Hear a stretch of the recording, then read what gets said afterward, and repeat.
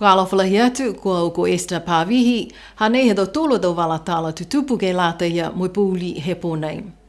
Whakamua kua mana ki tuai ke kamata e tau whakaholoanga ke tālanga e whalinga hua whakawhili he motu, mo ia mana ki ai ke whakatupe he whakatuwhono ha New Zealandi. Tali mai he tau ua awhi mo e whā ne malona ai e whale whahinga hua whakawhili, mo e tau poko ngā hua alau tūlu ki ai. Koe ua whurumataha e tau anei he nāka i whai poko whakawhili paua ki a Niue. Kua whakamōli mai he hukui he whakatuwhono a New Zealandi ki Niue, lilifu komisina ko Mark Gibb, kua whita e tau whakatutalaanga he kamata mo e tau pulotu loea he whakatuwhono Niue, sipihia mo e whahinga hua whakawhili. Hanei do walatala ia. Pehe mai e takitaki he ofisa he tau loea he whakatuwhono ko Justin Kamupala, koe lakaanga mahuinga nei ha kua lewa e nāka i whaikaina paua ki ke lata ia mo e lā ke tolua ki he whakatuwhono koe whahi whakawhili. Pehea Kampala, lahi whakaue ki he whakatuwhono New Zealandi kua whakamōli tau manako kua lewa e longona ki ai ke whaikaina paua ki ke lata mo e whakawhilianga toko lunga ha Niue. Kua manaki fōki e tahamata kau insinia ke hohoko mai ki he motu he matahiku he mahina nei. Koe mataulu he mahina nei ne whakailoa mai e he ofisa he ikipule ha New Zealandi lilifu ko Winston Peters e tau lango matai nei ke lata mo e whakatuwhono Niue. Ua e matakupu pulanga ne talia osi kia e whono e ke pule he whahi tapu e kua mole. Koe kupu pulanga he e ke pule ha hikutawake lilifu ko Ian Hipper ke whakangofua e tau tangata he motu ne molea e onungu fulu tau mo e watu ki New Zealandi ha koe tau masimasi ke lea ke tau ngangau. Kua lata ke moua e tupe fuakau mo e nāka i whai whakakau pāanga ke he ono mahina tunga ne whakangahua he tau mga aho nei. Ki lalo hifo he matawhakatuwhono wala ua pui a he Pensions and Benefits Act tahe awhi hiwe seo hivung flumataha. Ko lau tolu ne maua e tau tupe fuakau ka watu ki New Zealandi, koe maua ni e tupe nei ke ono e mahina. Pehe lilifu ko Ian Hipper kua lata e whakatuwhono nei ke hiki ha kua nāka i whailango matai ke lau tolu ne watu ki New Zealandi ha koe tau ngangau mo e nāka i maeke ke liliu mai ke he motu. Kua nāka i maeke fōki a lau tolu ke maua e tupe fuakau ke he motu nā ko New Zealandi. Puna mai e kupu pulanga nei ha koe mena ne tupu ke he toi kupulahi e whakatuwhono koe ke pule motu lilifu ko Richard Hipper ni o kio ke mahina i anuali ke he motu ko New Zealandi. Tolu e tau he nofo atua ia ke he motu ko New Zealandi ha koe tau ngangau, mo i uta kehe e hana tupe fuakau mai he whakatuwhono Niue. Puto ia fōki ke kupu pulanga nei ne talia he whono e ke pule, kua lata e tau tupe fuakau halau tolu ne watu ki New Zealandi ke lango matai ke he tau mga whaoa ko maua he tau ngangau tunga e halau tolu a tau toko ua. Koe kupu pulanga ke ua aki mai he e ke pule motu lilifu ko Pili Tālangi, ke tuku atu e matakupu mahuinga hangao ke tau pupu mo e tau manu fofokaina ki he komisi fifili he whono e ke pule. Koe manako he lilifu ko Tālangi ke whai whakatutalanga hokolo ki ai e komisi mo i liua ki atu e taha hokotaki mo e tau pulanga ke he whono e ke pule. Pehe lilifu ko Pili Tālangi koe taha nei he tau matakupu po koe matapatu ngā hua kua laui a ki ai e tau tangata osi he motu ha kua uka lahi e tau pupu fofokaina nei ke uta kehe. Kua talia osi ki ai e lilifu he whono i ke pule.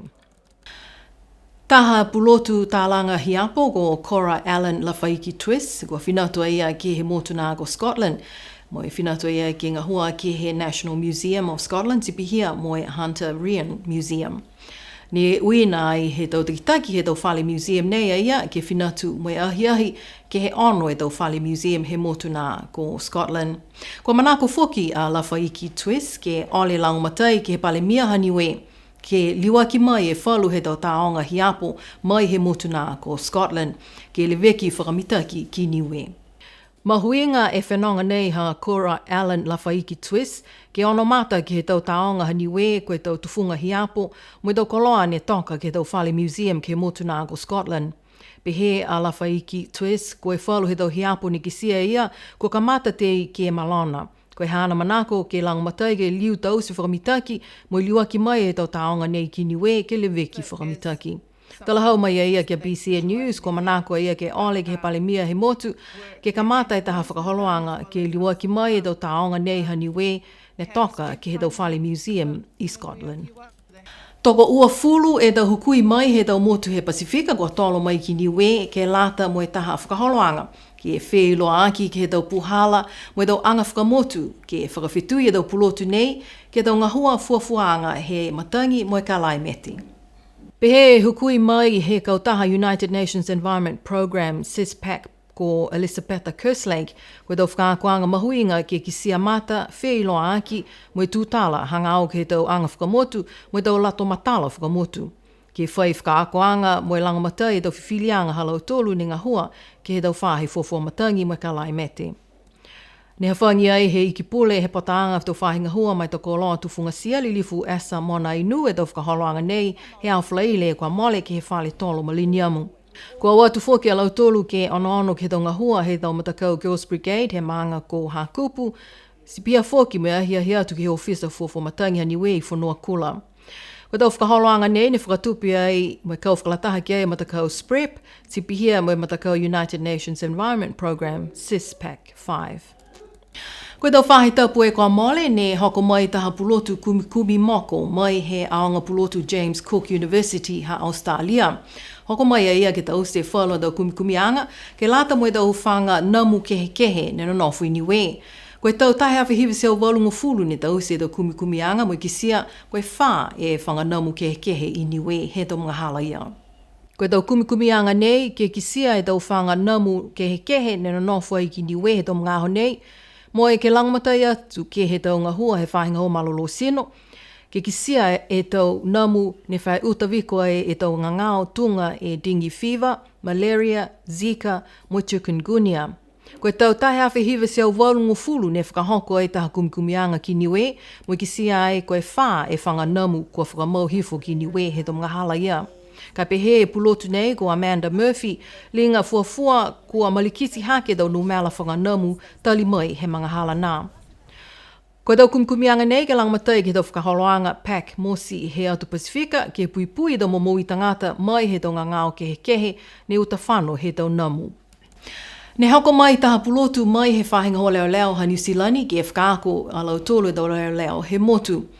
Ko Karena Isaac, ko ia ne ngā hua mai tau whakaholoanga nei, pihea ia ua e weweheanga he tau whakakoanga, ke whakaako alau tolu e tau leo fōu, si pihea foki e taha whakakoanga ke lata mo lau tolu e tau leo kua whai mga aho he ngā hua. Puto ia ke he tau whakakoanga nei e toko tolu e tau leo fōu kua kamata ngā hua.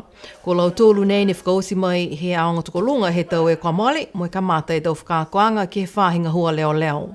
Koe tau e kua mole ne tōhi fo lahi tau numela he tau leo he motu, mo i loa ai koe nākai mitaki lahi tau tutongi he tau leo ke whakatai ki he whalo tau tangata ngā hua whakatu whano. Koe tau whakaholoanga whakaako nei, ne kau whakalataha ki ai e whahinga hua leo he motu ko New Zealand, mo e whahinga hua leo he motu ko Niue. Koe tau mahina e kua mole ne tau se ai e whalo tau ngā hua ki e whakafōu e pokolahi he whale tali whenonga scenic matawai. Koe tau hikianga fōu nei ne whakailoa ai he takitaki ko James Shelton mo e pihia ia koe amanaki atu ki he whalu a tau whakaholoanga fōu ke lata mo e whale tali whenonga nei. Whakamōli foki e James Shelton kua whita alau tulu he tau se tau whakaholoanga ke lata mo e tau whakakoanga scholarship, ke lata ia mo e whalu tau whangahua ki he tau whale tali whenonga. Ko mai ke ai ke kisia e tau whakafōwanga ke he whale tolo scenic matawai, ke lata mo e mga hala he tau whenonga vēwa mai ki he motu, ko amana ki ai ke kamata he mahina me. Ko tau mga ahu ia foki ka liu e wakalele ke lele langaua he whahe tapu. Whangofuluma hiva e awhetala ni maua mai he tau whakaholoanga aho me he e Kalesia Kirisiano Niue ne whakahoko e he au whaiu mue kua mole. Kua kau whakalataha e tau e Kalesia mai he tau maangata ki taha ke he tau lolongo mo e tau whiawhia ke lata mo e aho. Kua whakalataha atu foki e whalo tau hukui he whakatuwhono, si pihia foki mai e tau hukui hai e whakatuwhono New Zealand mo Australia ki he motu. Ko e lilifu ko Maureen Melekitama e hukui iki pole, ne hukui ai e whakatuwhono ki he aho me. Pehea ia, ko e tahania nei he tau aho mahuinga he Kalesia Kirisiano Niue, ke whakakise e tau tufunga lolongo he tau maanga ki he kehe, mo e whiaki e tau tāleni nei he motu, ke lata ia mai atu hau anu iha.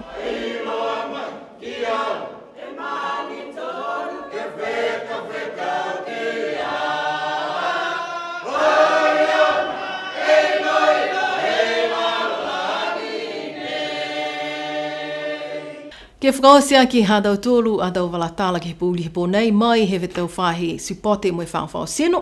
Kua manaki ai e matakau Niue Rugby League toa motu ke kamata e tau wheua nei he aho whaiumu. Taha e matakau fōu kua lalafi atu ki he tau wheua toa motu he tau nei, ko e matakau mai he manga ko mutalau.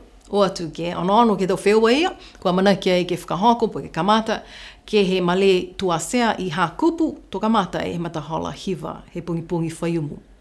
Ka mawehe atu mga aho nei, BCN News, mo e matakau ngā hua, a manaki ke munui nei pō, nono whai.